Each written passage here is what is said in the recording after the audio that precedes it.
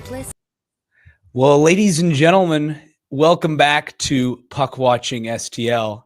It's a pleasure to have you guys with us on gorgeous St. Patrick's Day.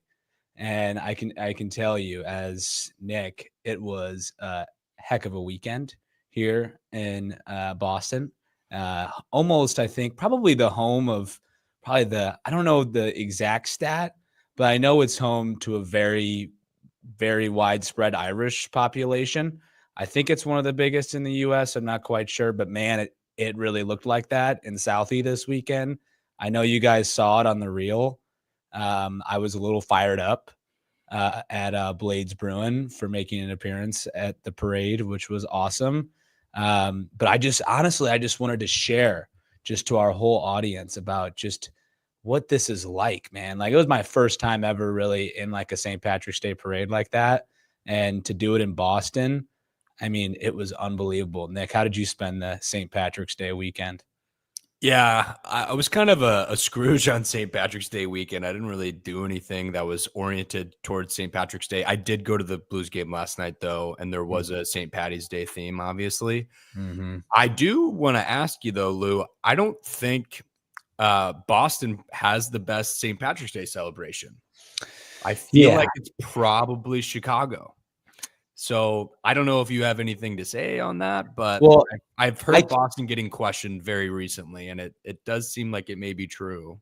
I can't say anything to that, like the Chicago regard, since I have never experienced that either. So until I get to that, I can be the judge. But I can tell you that, like, the whole thing with the Chicago thing, from what I know, is that when they dye the river green, like, that's a really cool thing. It's a cool tradition, but is it really the Irish heritage, though, that you see in Boston? I don't think you see it as Irish mob was active in Chicago. It was active, but I'm talking about the Bostonians, the initial settlers. You know what I mean? I don't know much about Irish history. No, because Boston definitely owns the Irish, I think, history mostly. Yeah, I agree. But it was a very exciting weekend, and obviously today is the official day, and we got the logos in green, and Nick's closing it out correctly. I'm celebrating tonight. That's right. And here's a fact, though, before we get into it. A Mexican beer. Sorry, everyone. Mexican beer. Okay. Yeah. You'd think a Guinness, but that's okay. I didn't have it in the fridge. Here's a fact before we get into everything, is that St. Patrick was actually not Irish. Italian. He was another excuse. Yeah, he was born. I think that's what it was. So it's just a funny thing to think about. And also that there was I think until 1970 that all Irish pubs were required to be closed up on St. Patrick's Day. Up until then, 1970. Just a fun fact for you. But yeah, we're happy to have you all back. It's been a little bit since our last episode. We recorded about 9 days ago on last Saturday, and a lot of hockey has transpired for St. Louis in that time. And I think we had 4 games. One that day that we recorded against LA, and then the following we had a nice little 5-day break. So Nick, this team enters a very crucial point of the season, and they are living up to it right now after a very successful road trip, going 4-2-1, correct? On 3-2-1. 3-2-1. I thought it was 4 after it. And they won last night. Yes. So, okay. That's right. That was technically at home, right? Yeah. So, 4-2-1. But yeah, baby, this team, I would like to have had maybe one of those back on the road trip. I think that would have been great, especially the Pittsburgh one. That one sucked more so than the Dallas one.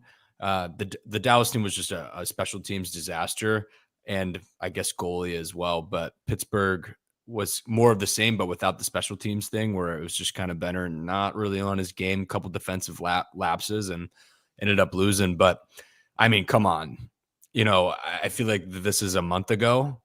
we're thinking, oh, it's same old Blues, not able to compete. You can't beat bad teams. Can't keep up with the good teams. That's not the case anymore. Those 2 games that we lost, we definitely deserve to win those games, in my opinion. Mm-hmm. You're not going to be able to win every single game, but the Blues in the last 13 games are 9-2-2.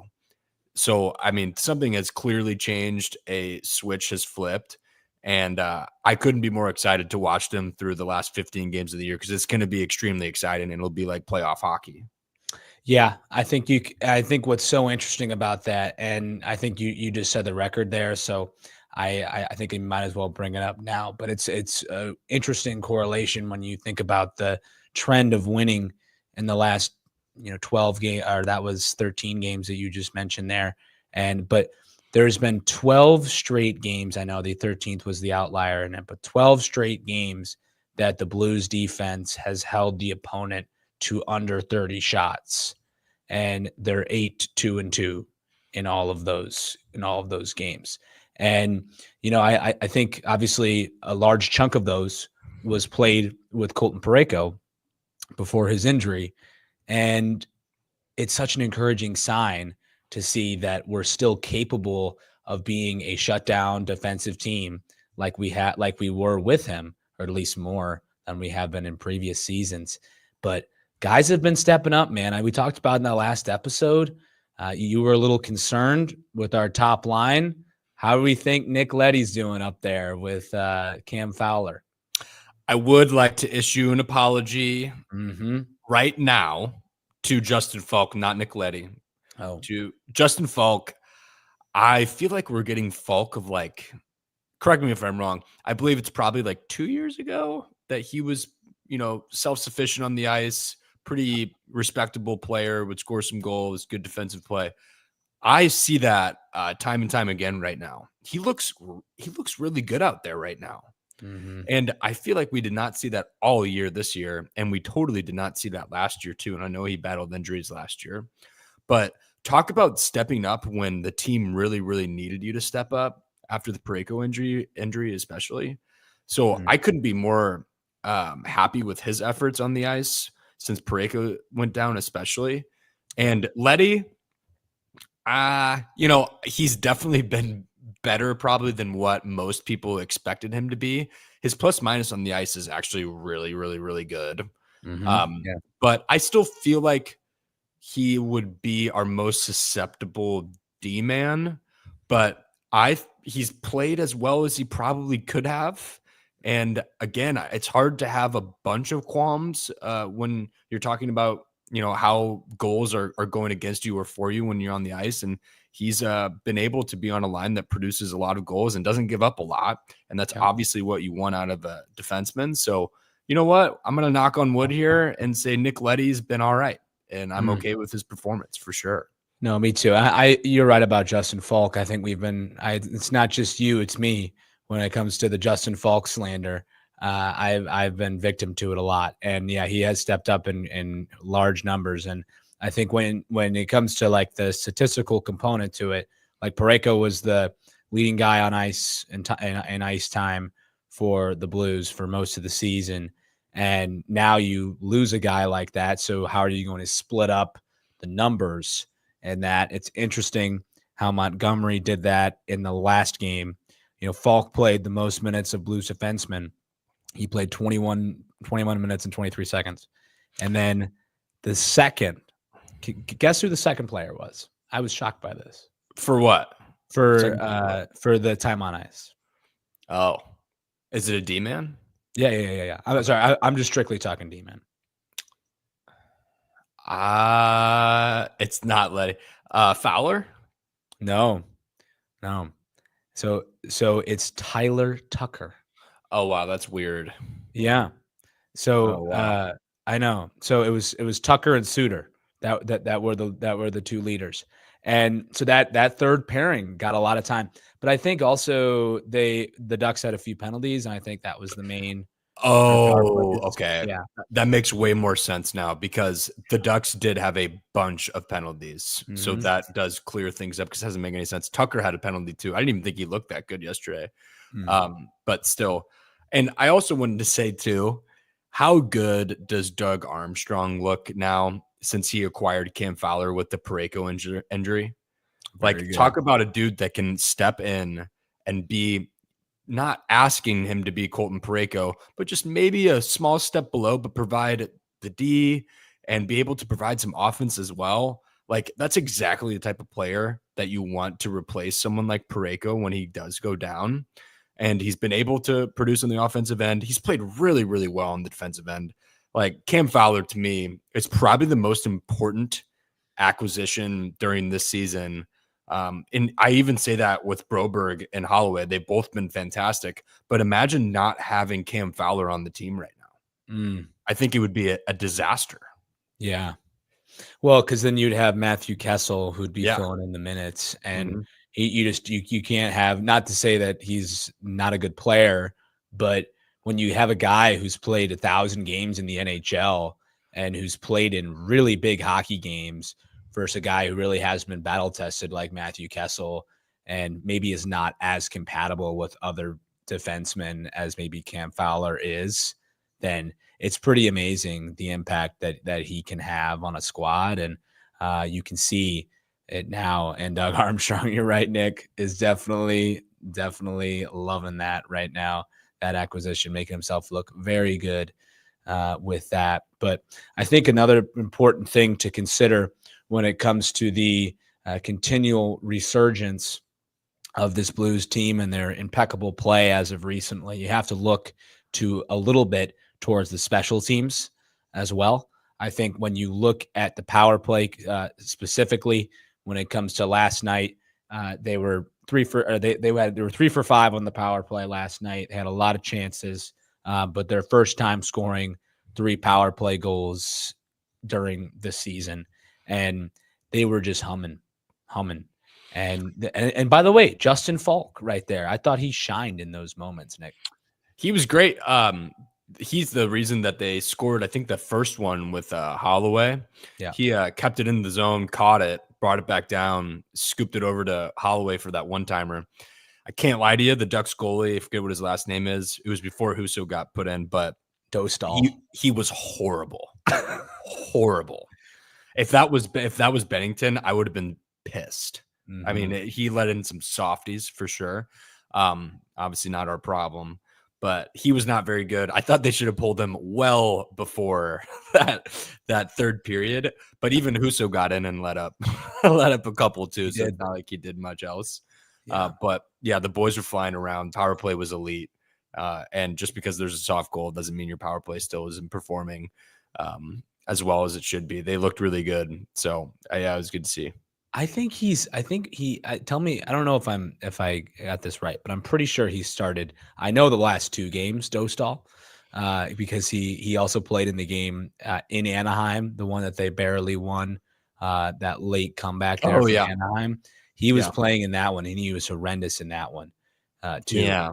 It doesn't seem like they have a goaltending really at all. No. Husso is, I mean, he was in the minors not so long ago. No, that's right. So, yeah. Yeah. And so to cap off the regular season against the Ducks, we have scored 17 goals against them this year. 17. So, and then, so 7, we were outscoring them 17-8. They scored 4 in the, 17-7, I think. So, and then this is our 10th in a row against Anaheim. So yeah, that's a good track record. Yeah. Very good track record. Yeah, that's good.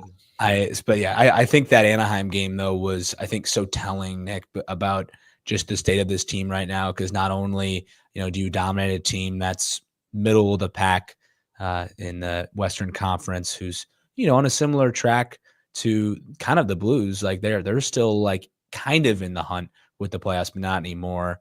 Especially with that loss, I think that basically sealed it for them. But I think the way that they played, having just played in Minnesota the night before, and it looked like that they've been rested for weeks. They just looked like they were humming. It was really fun to watch. I think they picked up exactly where they left off in Minnesota. I also think the Shen 1,000th game really gave him some extra juice as well. Mm. I that pregame ceremony was pretty special. They had O'Reilly talking, they had Sidney Crosby speaking, Robert Bortuzzo on the jumbotron too. His brother Luke, couple others, his mom and dad, and they had the 2 kids with them when he was accepting the gift from the Blues. So that was really cool. And I think, especially amidst everything that happened with the trade deadline and speculation about him potentially going to another team, and now he's still on the team and able to, enjoy in a 1,000th game in the NHL with the team that he's been on, has won a cup with, and has a lot of memories. I think that was pretty special. And I think all the boys on the Blues really, really do like Schenn and really respect him as a player, captain, and a leader. So I think that gave him an extra buzz, and Schenn getting on the board right off the bat in that game was extremely special as well. It was very cool. I'm very happy for him. It was a fun moment. Yeah. Okay. So let's talk Schenn real quick, and then I want to get into your Blues game experience and talk about the vibes at that game and if it was a little bit different from when we were just a couple weeks ago there with the Mardi Gras celebration, and even before when you've been to games. But let's go over a few of the Schenn goals because I think to break these down, I think again the way that they're scoring, because they've been scoring on unbelievable levels, especially 5-on-5. But we talked about the special teams being a great element to that too. But the 5-on-5 play has been spectacular, and Schenn had both of his goals in the last 2 games 5-on-5. So let's break this one down here. We'll talk over this. So Schenn is just right there as the puck becomes available right to him. And the only reason why I show you this is because it's something very similar to this one right here. And again, early in the game, you look at it, Schenn's hunting the puck. He's looking for it with his line mates. And then, oh wait, this is a little, oh yeah, it's after this play here. But so the Blues hemmed into the defensive zone for a second, but then a good block, which, by the way, they've been doing great at. And then watch what Holloway just fakes it, great move, and then boom. Schenn just gets to the nasty areas, man. And I think that's what separates him so well, is that his ability to get down low and be able to, get pucks no matter where they are, being able to, and how the Mighty Ducks say, cleaning up the trash down low. I mean, he is literally cleaning up the trash and putting it in the back of the net, and pretty incredible. That play by Holloway too. Yeah. Oh my gosh. I mean, usually people are a bit too scared to try to go to the middle ice, trying to go off the rush there. He was able to get it into the very high danger chance in the slot. And then Schenn was parked right there, and he easily could have shot that instead of pass to Schenn, and Holloway chose to pass to Schenn right on the doorstep there, and it was the right play. Holloway just looks fantastic. I mean, him coming on this team and being able to play a legitimate, top 6 forward, as a top 6 forward, be on the second line with Schenn and Kyrou, and make them both, not to say it's all them, but it's all Holloway, but he is legitimately making them such better players. I don't even think it's even up for debate. I mean, Dylan Holloway is a huge reason why our second line is performing the way it is. And he's 23 years old.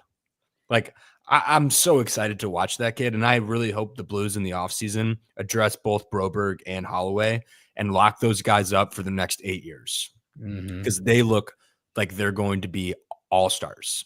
Holloway is super young and it's so talented. And if this is the way he's going to be playing consistently, holy cow, are we in for a great run with both Philip Broberg and Dylan Holloway? I literally could not be more excited about those two. Yeah, he had that bomb yesterday past Dostal. It was between the wickets. Wickets, but I mean, still, like that was a howitzer from the face-off circle right there. So I mean, tough for him to get down anyway, but still 5 the hole. But I'll be honest, Nick. I never, if you would have told me that Dylan Holloway would have had 8 more goals at this stage of the game than Buchnevich, I would have thought you were crazy. I really would have. And here he is shining. And not to say that, I think Booch has had a little bit of a down season. I think we've talked about that enough, but he scored scored last night. But still, I think if you would have told me that, I thought you were insane. Totally. I was looking at the points right before we went on. Mm-hmm. And he's got more points than Booch. And I think Booch has played a lot better recently, so I don't want to keep dogging him. But Holloway's just remained very consistent, and he's a great distributor, and has become also a very good goal scorer as well, and he's not afraid to shoot the puck. And he's very fast, very quick. It seems like he's very skilled with the puck too. He's got a lot more upside than I think we initially gave him credit for, because the sample size wasn't big enough with him, and he was on a team with Connor McDavid and Leon Draisaitl, so it's tough to stick out, and he's very young. But man, is he getting some PT and making it worthwhile. He's been incredible. Yeah.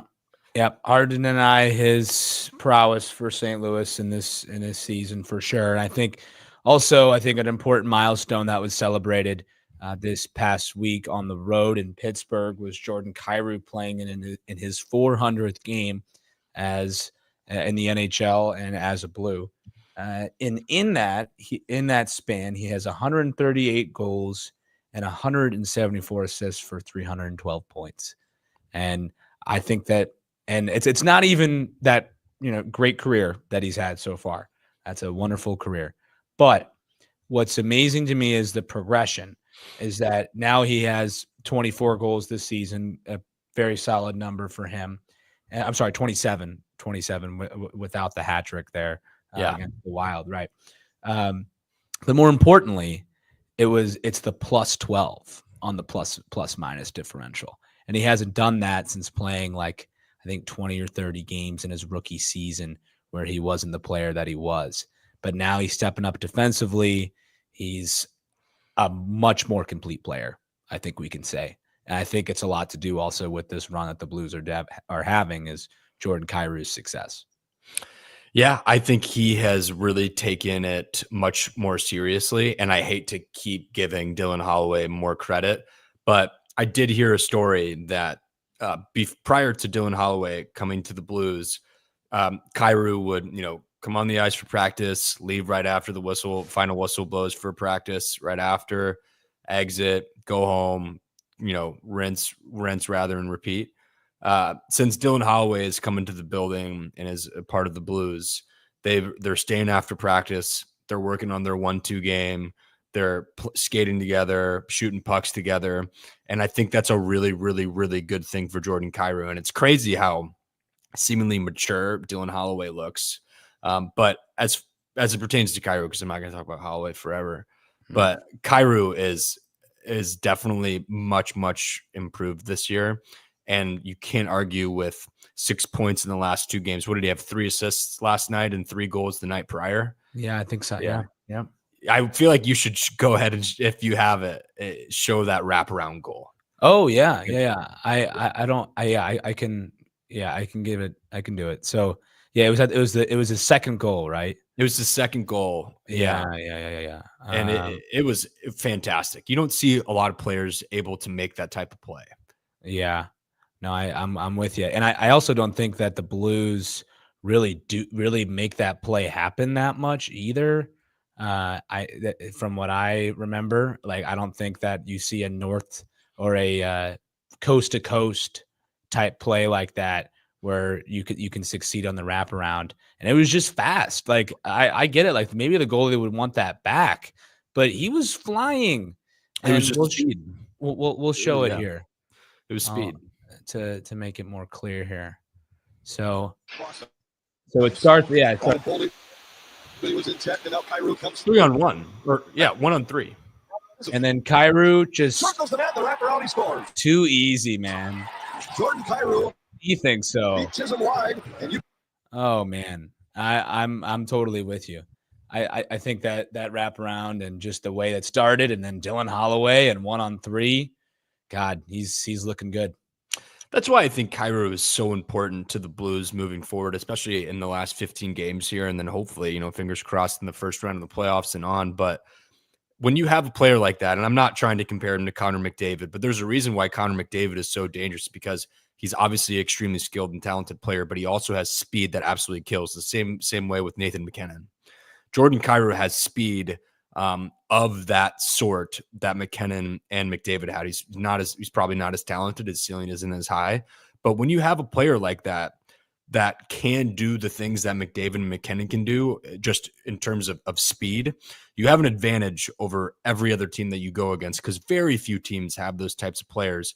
And if Kyrou is able to play consistently like this, and all of a sudden, break off one of those like he did against the Wild, where he's just beating 3 players and just putting it by them, and then doing a wraparound when the goalie has no idea where the puck even is because he's going so fast. Like, that is the thing that's going to take the Blues to the next level. And I think everyone knows that. It's always been about Kyrou, because we all know we're going to get with Rob. I think most of us know we're going to get with Booch. Holloway's been a welcome surprise, obviously, but we all know we're going to get with Shen for the most part too. And Kyrou still, you always feel like he does have that next level, just a matter of if you're going to get it or not. And those goals make me extremely excited. And especially when he followed up with 3 assists, it doesn't even have to score a goal and put the puck in the back of the net. It's distributing. Like, that's who you want your top players to be, selfless and able to do more things than just, one dimensional. And he's also playing good defense as well. So Jordan Kyrou deserves a lot of credit right now, especially in the last few games. And he's played a lot better this year overall. Yeah. And I think what's so interesting about this is that we're talking all this. We're talking Holloway. We're talking Kyrou. We're talking about the defense. And we're really not saying much about Robert Thomas, who we talked about, I think, a couple weeks ago, that if the Blues want to make a run towards the playoffs, then it's got to be him waking up. And I'm not saying he isn't waking up, because he's still getting on the board, and he's not contributing in the ways that I think we would normally want to see out of him. But I think that first line, the way that they're playing, especially Jake Neighbors, who's been, I think, getting most of the results for that first line when it comes to goals. But that second line really has been with Shen and Kyrou Holloway.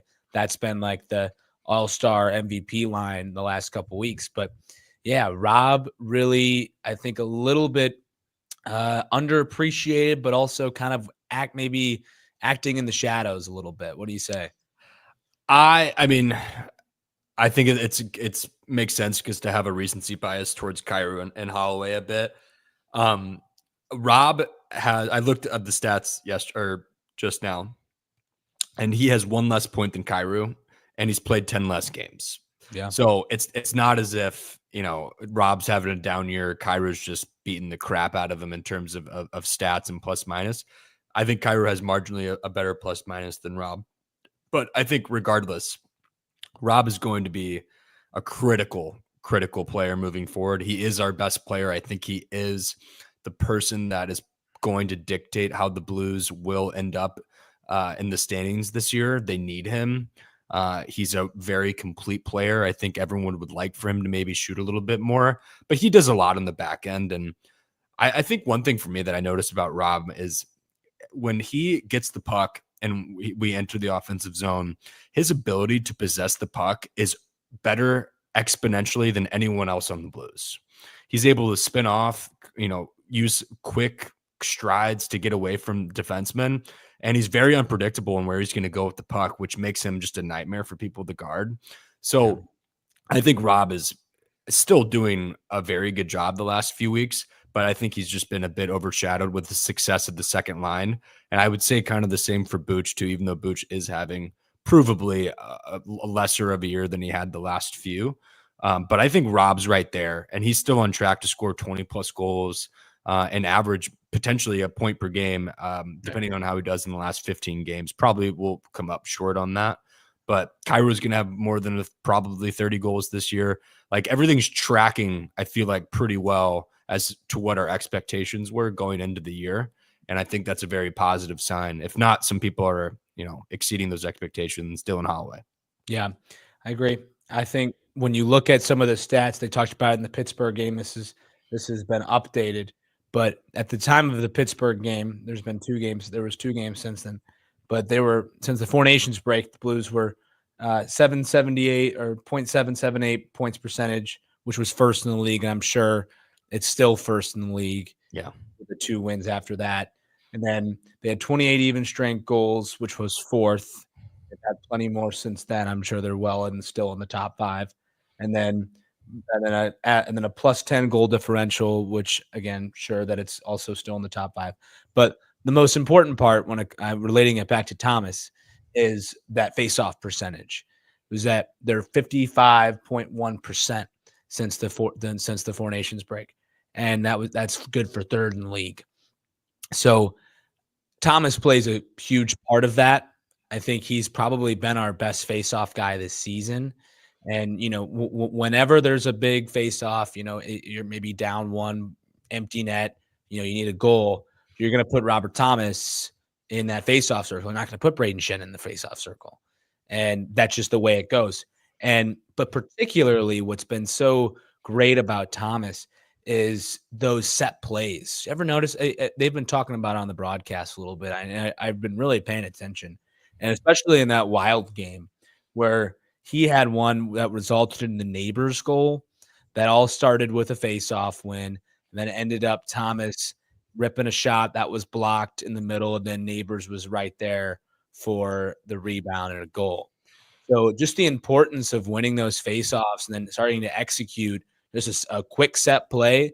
Maybe it doesn't work, but then you start to wreak havoc in front of the net, which can get you goals. And then Thomas has been the Blues' bread and butter for that.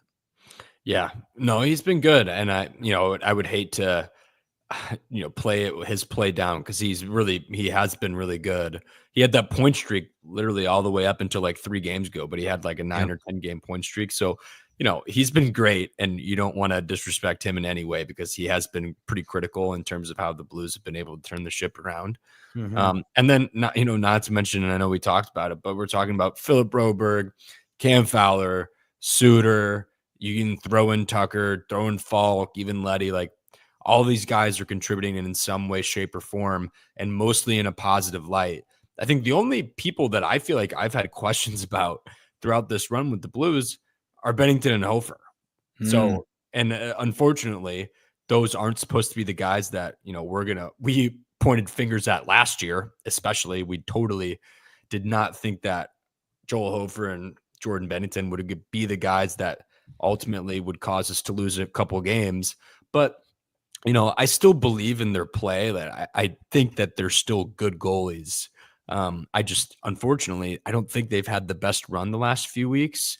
And I think our defense is much, much better than it had been previously. And we're obviously scoring 5-on-5 goals like it's no one's business, and also scoring in the special teams now. So it's not like there's goals to make up for it. So, that's one thing that may be a cause for concern in the future, but I hope that we're able to brush that aside and not have to worry about our goaltending moving forward. Yeah, I agree. I would love for some improvement. I think the worst performance probably in that set was probably the Bennington one in Pittsburgh, and just some weak ones. And just like, and not that like they were horrible goals, but maybe you'd want at least maybe 2 of them back, and then just to give yourself a little bit more of a chance. And I think it was the right move to end up pulling Bennington for Hofer in that 3rd period. I think it was just smart, right? Because they didn't pull him, did they? Did they? That's right. I was thinking something else, but yeah. So I think that was a great move, and I would like to see some improvement. But I think that the Wild game and the Ducks game, like they really weren't battle tested that much. I don't think. And like Hofer, he let up a goal, but really that one was kind of his fault. He misplayed it when he was trying to pass the puck, that dangerous stretch pass that he tries to do below the goal line. Tough pass, but so that was only his. And then Bennington, with 2 goals against last night, really didn't have a chance to any of them. But yeah, would love to see. That's the only thing. I think the rest of, if that happens, then the puzzle's complete for a little bit of a run here, Nick. No, I think so too. I'm not that worried. Those two games just were kind of a bummer with the Dallas game and the Pittsburgh game because you would have liked to have both of those. Yeah. But I mean, they're not going to be able to bail out the Blues, every game. Not to say they ever really were the last few weeks, but there will be times where they may be a little bit lackluster, and there may be times when the Blues in front of them will be a bit lackluster, and hopefully they can make up for that and balance the scale. So I'm not worried about it. I do want to give a quick look ahead, Luke, because there's 15 games left in the season. Yep. We have Vancouver has a game in hand right now. We both have the same amount of points. Calgary has 71 points. Blues have 73. Canucks have 73. And Calgary has 3 games in hand. I hate the games in hand thing. I really, really do. I know there's really nothing you can do about it because every team, in every sport has to deal with stuff like this on the professional level where you can't possibly play, the same amount of games, constantly and consistently. But story for another time. But the Blues have the best odds, I believe, now to make the playoffs again of the teams that are vying for that second wild card spot. With Utah beating Vancouver, I believe that those odds flipped enough to where the Blues are now the favorite to win barely. So it's not like we can pay too much attention to them if it's true. But a few critical games coming up. We have Nashville Tuesday, Vancouver Thursday, and I am really trying to see if I'm going to be able to go to that game because that's going to literally be a playoff game. Yeah, well, talk about the highest stakes possible when that's the team you're going directly against. It's going to be huge. And then Saturday, Blackhawks, Sunday, Nashville. The Nashville one on Tuesdays in Nashville, and then the next 3 are at home. How do you think they're going to fare? Well, here's the thing. I think the interesting thing is because I remember I did the post on Friday about their chances, and I said that at the time on Friday they were at plus 520 to get the second playoff spot on FanDuel, and then literally after this weekend they jumped to plus 235. Like just a incredible jump, and then from 20% to 33% chance of making the playoffs. So, yeah, I mean, their chances increased exponentially this weekend. And I think what it's going to come down to probably is how they fare against Vancouver on Thursday, because that will tell, does this team have the chemistry to make up a playoff team, right? Because you're right. It's going to be a playoff environment. And I'll be interested to see, the level of physicality they could bring. Like that type of game is when, like your first liners, second liners, they're going to be battle tested. It's going to be aggressive between those two lines, but it's really when that fourth line comes in very handy. I'm talking Foxa and Nathan Walker and company and Torps. Like that line's going to, I think, become crucial in that game because they're going to try to set the tone. And if they can do that, if they can set a good tone, because Vancouver, I don't think really has the guys on that fourth line that has the identity that the Blues have on that. So I think that they can fare well. I think but keep in mind, Nick, that obviously you have the Nashville one on Tuesday, but then you play them 2 more times. The next, I think, like week and a half, 2 weeks here. Yeah. So, and Nashville is, lower Central Division and, lower Western Conference. And they were supposed to be a pretty good team this year. They're way below expectations, but not to say they're going to make the playoffs, but they're still going to be a threat to us. They're not going to go down without a fight. I know that. And you got O'Reilly on the other end there, and Steven Stamkos, Philip Forsberg. All those guys are some pretty heavy duty guys that can really rack up the goal scoring column and are really skilled players. So I don't think they should look too far ahead to Vancouver. Is my point. No. Take care of business. Don't look at Vancouver yet. You can't look at Vancouver yet. Vancouver actually has a tough schedule. They play the Jets tomorrow. So that's no cakewalk. The Blues, there's totally a scenario where the Blues are now ahead of Vancouver in the standings when they play each other on Thursday. So point of the story is foot on the gas. There's no point in looking ahead. You have to think that, you're going to beat and try to beat everyone that you're facing, no matter what the logo says on the chest. So I'm excited about it. And I think that they'll be okay on Tuesday, but they have to keep playing like they've been playing. And if they can, then they will win. They just have to keep being consistent, and they have been thus far. I agree. I think when you look at Calgary, we've had a lot of success against them this season. It's a shame that we only play them 3 times because we've been very good against them, especially in that. I think 3-0. And the interesting thing, I remember, like, it was like in January when it was so important to get those wins against Calgary, like the Tuesday, I think it was a Monday and the Thursday, we got both those wins. That was awesome. But now, maybe that's kind of what it takes and becomes all that important. Those little 2 games there that was in like early January, I think. And I don't think that Calgary really is going to make the playoffs. I really don't. I think it'll either be the Blues or the Canucks, realistically. I think so too. I mean, Utah's hanging around there too. I don't think they're going to either, but Calgary's schedule is pretty brutal.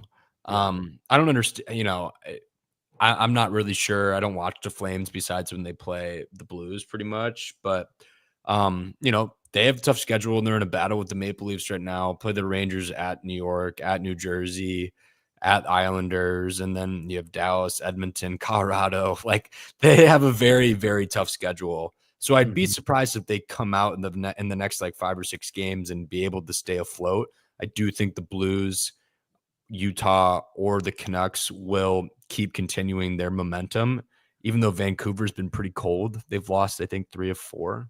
So Blues have gotten some serious help. Like, let's all be honest with ourselves. The Canucks lost like 3 times in the last week of their 4 games. Yeah. So we've gotten some help, and that's what needs to happen in order for people to make a playoff push. And the Blues were in a bad position prior, and they find themselves in a much better spot now. And you have a lot of people to thank, but their play is the most important aspect of it. Yeah, you can't. I think the interesting part about Utah is that they just hung in there all season, and now it's just starting to pay off. But I really, despite the stupid Clayton Keller success, not stupid, he's a very good player, but against the Blues specifically, it's just frustrating. It's frustrating, yeah. But besides that, like, I really don't think Utah's that good of a team. They don't really have the goalie. They don't. I don't think the forward core is really one that is a playoff, or is at least a successful playoff team in the making. But like, I really don't see it. And we play them in the last game of the season this year. I really hope it doesn't come down to that, because that would suck. I know. I'm going to that game. Oh my God. It's a work thing though. So, oh yeah. You better hope it's clinched by then. I really hope it doesn't require any stress. Oh God. But, yeah. So then going back to Calgary, their last game, they lost to the Avs at home. So that was a big one, helping us out a little bit. But I think, speaking of the Avs, Blues have them twice in the schedule in their last couple. That's going to be tough, man. And you don't like playing. And I will say, good thing that one of them's home, one of them's away, and so you don't have to deal with the altitude so consistently. But that's going to be the toughest ones. You got to at least get one of those against Colorado, at least one of them, because that'll give you some huge momentum. They play Edmonton and Winnipeg in there as well. Yeah. They're not going to be able to play all garbage teams. So, I mean, they're going to have to beat good teams at the end of the day. Everyone has to in order to make the playoffs. So, no sympathy for them. They have a pretty ideal schedule down the stretch besides those few games. So I still feel like they're in a pretty good spot. But the next few games are critical, and the next few games after that will be critical. It'll be a repeating cycle until April 15th, when their last game of the season is. Yeah, buckle up, as I would say. But I think as well, just a little bit more about the upcoming is that I think one of the when talking about the Oilers and the Jets, yeah, those are going to be some tough tests for the Blues as well.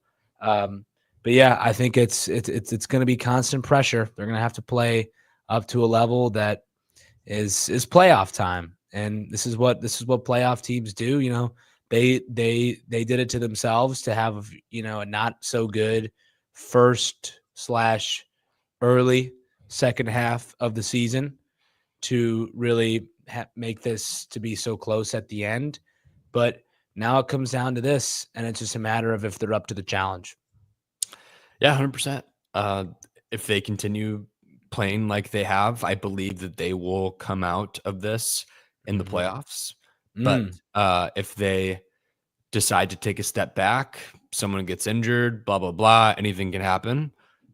They won't. So, you know. Also, Nick, sorry to interrupt you, but I also think that let's not totally count the Wild in either, locked in on that first spot. Yeah. Let's be like, not to say that the Blues are going to catch up that much, but the Wild did not look good the other night. They did not. No. I don't know how you felt about that. I figured things weren't good on the Twitter front after they lost, so I couldn't help myself, and I went to the Minnesota Wild main Twitter page, and people are mad. They think that the team's horrible. If they're correct, they'll keep losing and potentially lose out in a playoff spot. I think a lot of things would have to happen. I don't think they have too hard of a schedule moving forward as well, but when you're struggling, no team is going to be easy for you. Right. So they are struggling a lot right now. I think they've only won 2 games in their last like 6 or 7 or 8, something bad. So the most important part of that, I thought I would add in, is that 9 out of 10 games they've scored 2 or less goals. Yeah, that's bad. Yeah. And Kaprizov is not, you know, he's tough. not playing. So that's tough for them. I don't have too many issues with it, especially if it helps out the Blues. But it'll take a little bit for them to really drop out. But it's not out of the question. I don't think so.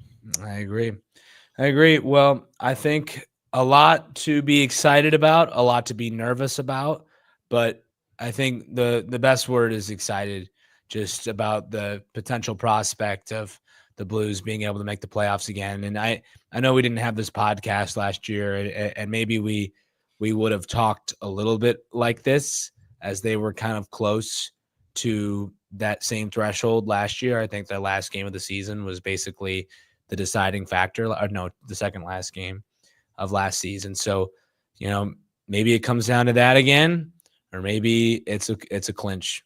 You just never know. Yeah. True. I don't know what's going to happen, but I'm really, really excited about it. And I said in the post, and I still mean it, that now it's better odds, but if you took Blues at, I think, plus 520 on Friday, like I said, you should for the playoffs, good value. And I think that's very good value. Very good value.